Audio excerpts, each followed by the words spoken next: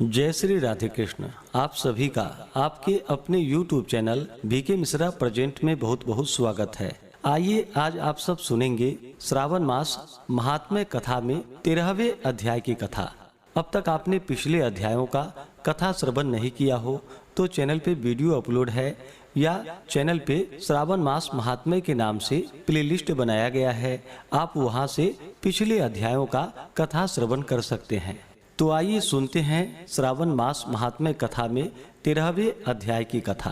तो बोलिए प्रेम से भगवान भोलेनाथ की जय, माता पार्वती की जय, सर्वदेवी देवता की जय। सनत कुमार बोले कि हे भगवान, किस व्रत के द्वारा अतुलनीय सौभाग्य प्राप्त होता है और मनुष्य पुत्र पौत्र धन ऐश्वर्य तथा सुख प्राप्त करता है। हे महादेव, व्रतों में उत्तम उस व्रत को आप मुझसे बताएं। ईश्वर बोले कि हे सनत कुमार, तीनों लोकों में विख्यात ध्रुवा गणपति व्रत है। सर्वप्रथम भगवती पार्वती ने श्रद्धा के साथ इस व्रत को किया था। हे मुनि सत्तम, इस प्रकार पूर्व में सरस्वती, महेंद्र, विष्णु, कुबेर, अन्य देवता, मुनिजन, गंधर्व, किन्नर, इन सभी ने भी इस व्रत को किया था। श्रावण मास की शुक्ल पक्ष की शुद्ध व महापुण्यदायिनी चतुर्थी तिथि को इस व्रत को करना चाहिए, क्योंकि उसी दिन सभी पाप समूह का नाश हो जाएगा।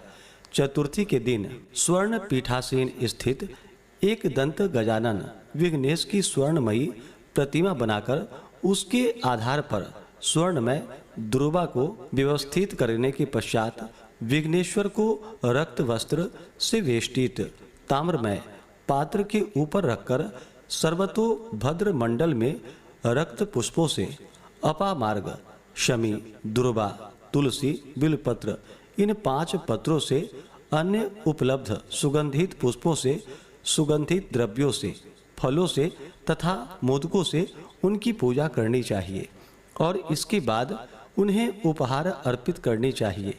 इस प्रकार अनेकों उपचारों से भी गिरिजा पुत्र विघ्नेश की पूजा करनी चाहिए। इस प्रकार कहे, स्वर्ण निर्मित इस प्रतिमा में मैं विघ्नेश का आवाहन करता हूँ, कृपानिधि पधारे।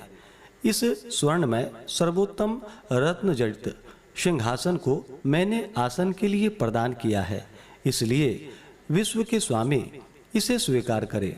हे उमासुत, आपको नमस्कार है। हे विश्वव्यापिन, हे सनातन, मेरे समस्त कष्टों को आप नष्ट कर दे। मैं आपको पाद्य समर्पित करता हूँ। गणेश्वर देव, उमापुत्र तथा मंगल का विधान करने वाले को यह अर्घ्य प्रदान करता हूँ।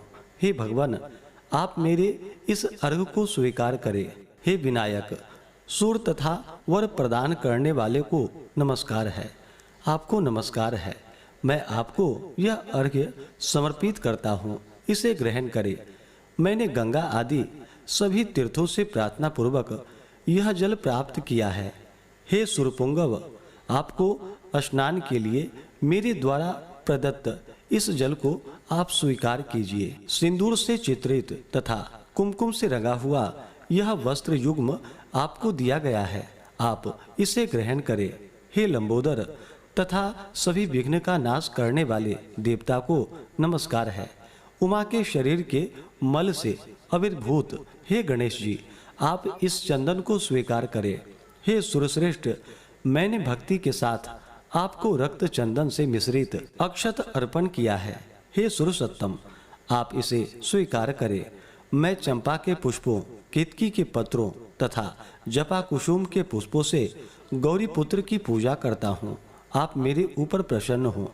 सभी लोगों पर अनुग्रह करने तथा दानवों का वध करने के लिए स्कंद गुरु के रूप में अवतार ग्रहण करने वाले आप प्रसन्नता पूर्वक यह धूप लीजिए। परम ज्योति प्रकाशित करने वाले तथा सभी सिद्धियों को देने वाले आप महादेव पुत्र को मैं दीप अर्पण करता हूँ, आपको नमस्कार है। इसके बाद गणानान्त्वा इस मंत्र से मोदक, 4 प्रकार के अन्न, पायस तथा लड्डू आदि का नैवेद्य अर्पण करे।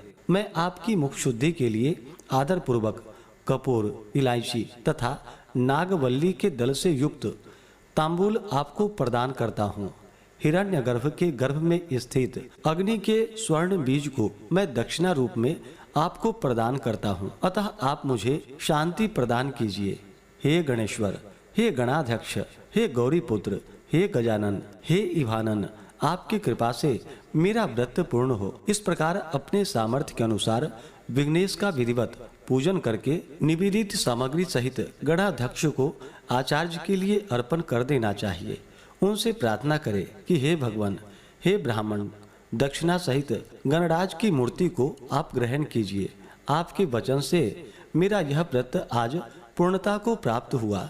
जो मनुष्य 5 वर्ष तक इस प्रकार व्रत करके उद्यापन करता है, वह मनोवांछित मनोरथों को प्राप्त करता है और देहांत के बाद शिवलोक को जाता है। अथवा 3 वर्ष तक जो इस प्रकार करता है, वह सभी सिद्धियों को प्राप्त करता है। जो व्यक्ति उद्यापन के बिना ही इस उत्तम व्रत को करता है, विधि के अनुसार भी उसका जो कुछ किया होता है वह सब निष्फल हो जाता है।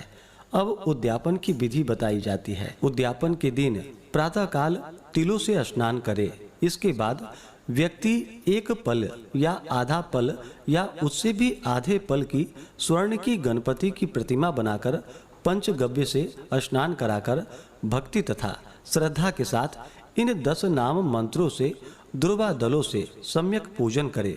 हे गणाधीश, हे उमापुत्र, हे अघनाशक, हे विनायक, हे ईशपुत्र, हे सर्वसिद्धि प्रदायक, हे एकदंत, हे इववक्त्र, हे मूषक वाहन, आपको नमस्कार है। आप कुमार गुरु को नमस्कार है। इन नाम पदों से पृथक पृथक पूजन करे।